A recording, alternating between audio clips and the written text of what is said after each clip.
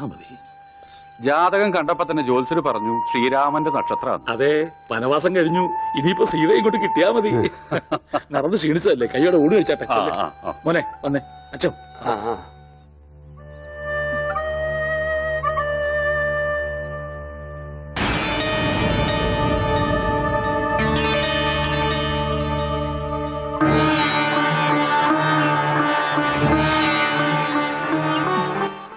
അച്ഛോ, വരും ഊണ് കഴിക്കാം.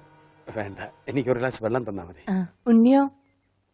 ഓ, ഇനി അമ്മിക്കുട്ടി വാരി തന്നാലേ ഉണ്ണിക്കുട്ടിന് ഉണ്ണുള്ളോ? ചേച്ചി, എനിക്ക് അമ്മോനോടൊന്ന് സംസാരിക്കണം. ദേ, ആ മുറിയിലുണ്ട്, പോയിക്കോളൂ. അല്ല, ഞങ്ങളൊന്ന് പുറത്തേക്ക് പോയിക്കോട്ടെ? പോയിക്കോ പോയിക്കോ. പിന്നെ ഇത് എന്നും വേണം കേട്ടോ. എന്റെ കല്യാണത്തിന് മുമ്പ് ഓമനക്കുട്ടായിട്ട് ദിവസം പുറത്തേക്ക് വിളിക്കും. കല്യാണം കഴിഞ്ഞപ്പോഴോ ഞാൻ പറയാട്ടോ അമ്മിക്കുട്ടോട്.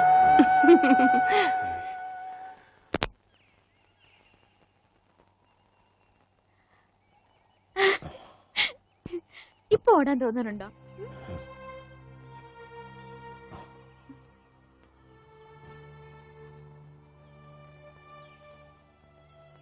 അമ്മ കരുതുന്ന പോലെ ഞാൻ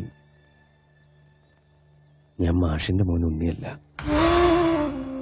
ബാംഗ്ലൂരിലെ മഹേശ്വരൻ തമ്മി എന്ന ക്രിമിനലിന്റെ മകനാണ് ഞാൻ.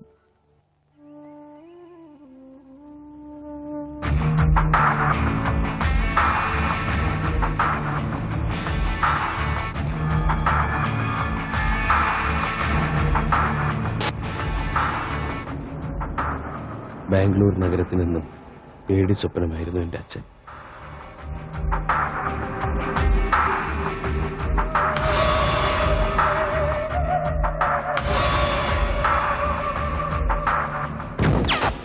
മഹേശ്വരൻ തമ്പി അറിയാതെ ഒരു കരിയില്ല പോലും അനങ്ങില്ല.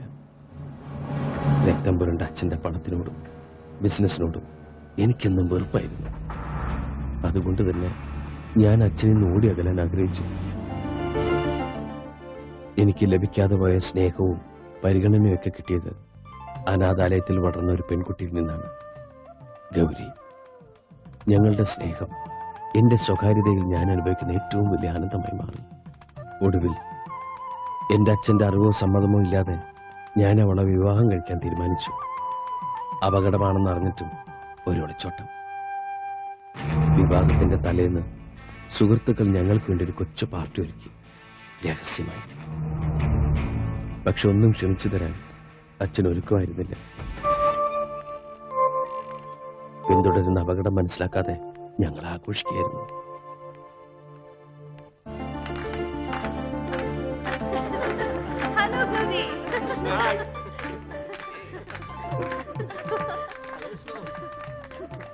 നാളെ നിങ്ങളുടെ വിവാഹം കഴിഞ്ഞാൽ പിന്നെ നിന്റെ അച്ഛന്റെ കണ്ണത്താ ദൂരത്തേക്ക് നിങ്ങൾ രണ്ടാളും കൂടി പറക്കും. അതുകൊണ്ടാണ് ഇങ്ങനൊരു പാർട്ടി. താങ്ക്സ്. അടുത്തായിട്ട് നിങ്ങൾ എനിക്ക് ചെയ്യേണ്ട ഒരു ഉപകാരം എന്റെ പേടിയൊന്ന് മാറ്റാന്നുള്ളതാ. ചുമ്മാ നിന്ന് വിറക്കുക. ശരിയാ, എനിക്കിങ്ങനെ വിഷ്ണുവിനെ പോലെ കരിങ്കല് പോലെ നിൽക്കാൻ പറ്റുന്നില്ല. ഇതൊക്കെ വിഷ്ണുവിന്റെ അച്ഛൻ അറിയുമ്പോ എന്താ ഉണ്ടാവാൻ നിങ്ങൾക്കൊക്കെ അറിയാലോ. ഏയ്, അതോർത്ത് പേടിക്കണ്ട. വളരെ രഹസ്യമായിട്ടാ കാര്യങ്ങളൊക്കെ ചെയ്തിരിക്കുന്നത്. വിഷ്ണുവിന്റെ അച്ഛൻ ഇതൊന്നും അറിയാൻ പോകുന്നില്ല. ഗൗരി ധൈര്യമായിട്ടിരിക്കേ.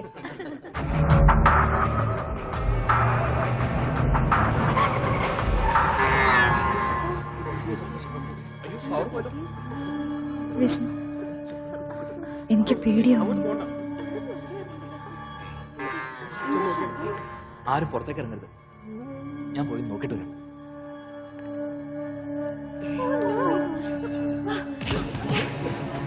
വിഷ്ണു,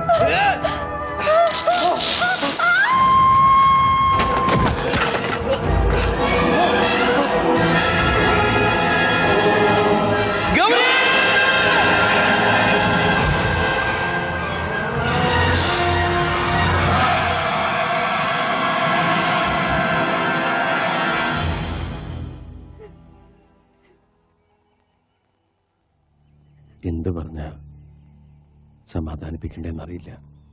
മനഃപൂർവ്വം അല്ലെങ്കിലും മാപ്പ് പറയാൻ ഞാൻ.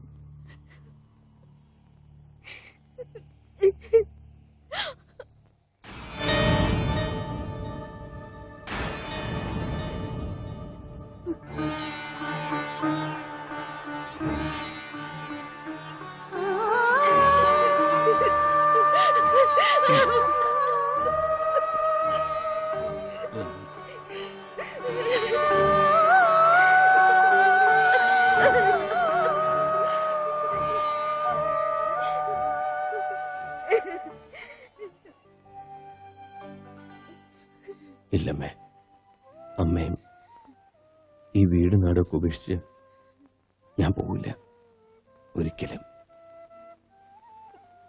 വിഷമിക്കരുത്, അമ്മയുടെ മോൻ തന്നെ ഞാൻ.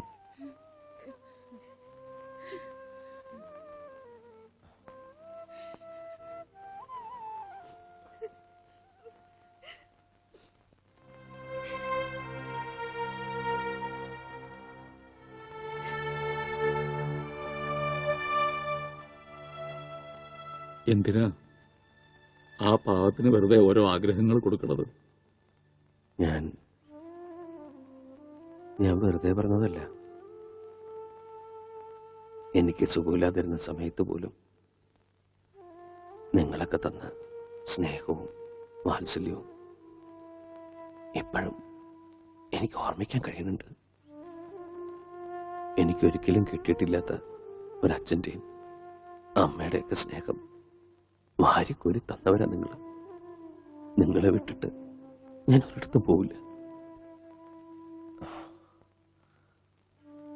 ഇവിടുന്ന് പോവാൻ പറയരുത്.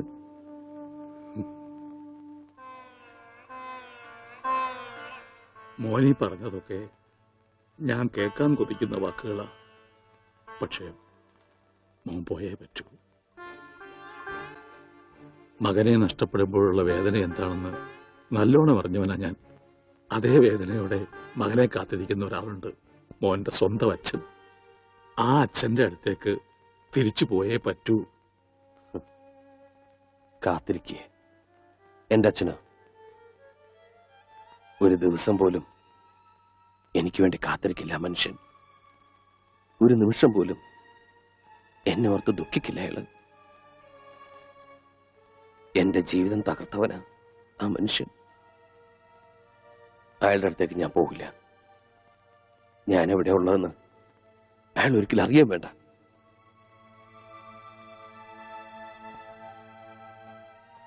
അച്ഛാ, അങ്ങയുടെ മകനായിട്ട് ഇവിടെ കഴിയാൻ എന്നെ അനുവദിച്ചൂടെ? എന്താ ഒന്നും പറയാത്ത?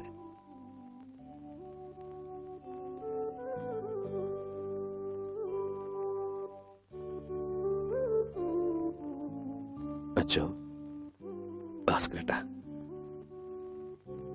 ഒരുപാട് ദ്രോഹിച്ചിട്ടും നിങ്ങളൊക്കെ എന്നെ സ്നേഹിച്ചില്ലേ? ഒരു വാക്ക് പറഞ്ഞൂടെ? എന്നെ പറഞ്ഞുവിടണ്ടെന്ന്.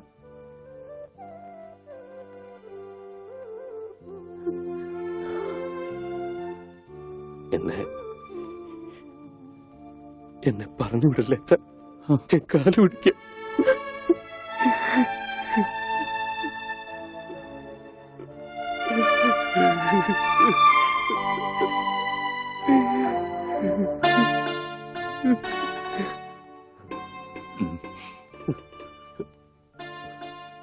നീ എന്റെ മോൻ തന്നെയാ.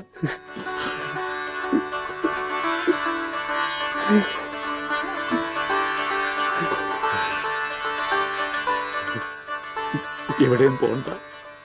ഇനി എന്റെ മോൻ എവിടെയും പോണ്ട.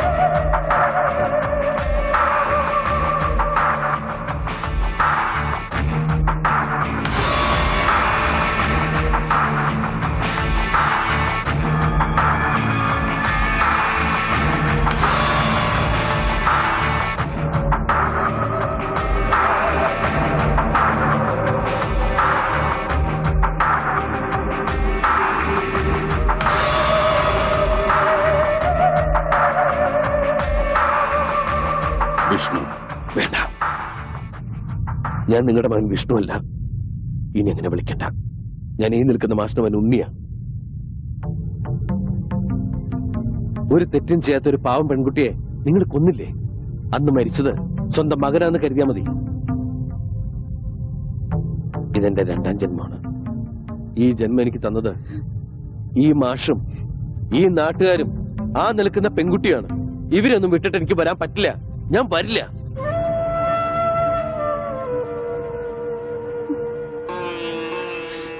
പോയിക്കോ. ഇനി നമ്മൾ തമ്മിൽ ഒരിക്കലും കാണണ്ട. Okay, relax relax. നിനക്ക് ഇഷ്ടമുള്ളിടത്ത് നിനക്ക് ജീവിക്കാം. അതിനുള്ള പ്രായവും പക്വതയും നിനക്കായി. പക്ഷേ എനിക്കും ചില അവകാശങ്ങളൊക്കെ ഉണ്ട്. ഞാൻ നിന്റെ അച്ഛനാണ്. നിന്റെ ജീവിതത്തിൽ ഒരു ദിവസമെങ്കിലും എനിക്ക് അവകാശപ്പെട്ടതാണ്. ആ അവകാശത്തിന് വേണ്ടിയാണ് ഞാനിപ്പോ വന്നത്. വെറും ഒരു ദിവസത്തേക്കെങ്കിലും നീ എന്റെ മകനായിട്ട് എന്റെ കൂടെ വരണം. ഇല്ലെന്ന് പറഞ്ഞില്ലേ? എന്തൊക്കെ പറഞ്ഞാലും ശരി, എന്നെ ഇവിടുന്ന് കൊണ്ടാ പറ്റില്ല. വെറുതെ വാശി പിടിക്കരുത്. എന്നെ നിനക്കറിയാലോ. മനസ്സിലൊന്ന് ഉറപ്പിച്ചിട്ടുണ്ടെങ്കിൽ അത് ഞാൻ ചെയ്തിരിക്കും. ഞാൻ വന്നത് നിന്നെ കൊണ്ടുപോകാനാണ്. കൊണ്ടുപോകുകയും ചെയ്യും. അങ്ങനെ നിങ്ങൾ കൊണ്ടുപോകുന്നുണ്ടെങ്കിൽ അതെന്റെ ശവമായിരിക്കും. മാഷേ, ഒന്ന് പറഞ്ഞ് മനസ്സിലാക്കി കൊടുക്ക്. മോനെ, എന്തൊക്കെയായാലും സ്വന്തം അച്ഛനല്ലേ വിളിക്കുന്നത്. തൽക്കാലം അദ്ദേഹം പറയുന്ന അനുസരിക്ക്. ഒരു ദിവസത്തെ കാര്യമല്ലേ. പിന്നെ ഞങ്ങൾക്ക് ഇവിടെ തന്നെ ഉണ്ടല്ലോ. കുട്ടി ധൈര്യമായിട്ട് പോയിട്ട് വാ. എല്ലാവരും നിനക്ക് വേണ്ടി പ്രാർത്ഥിക്കും. സമാധാനമായി പോയി വരും.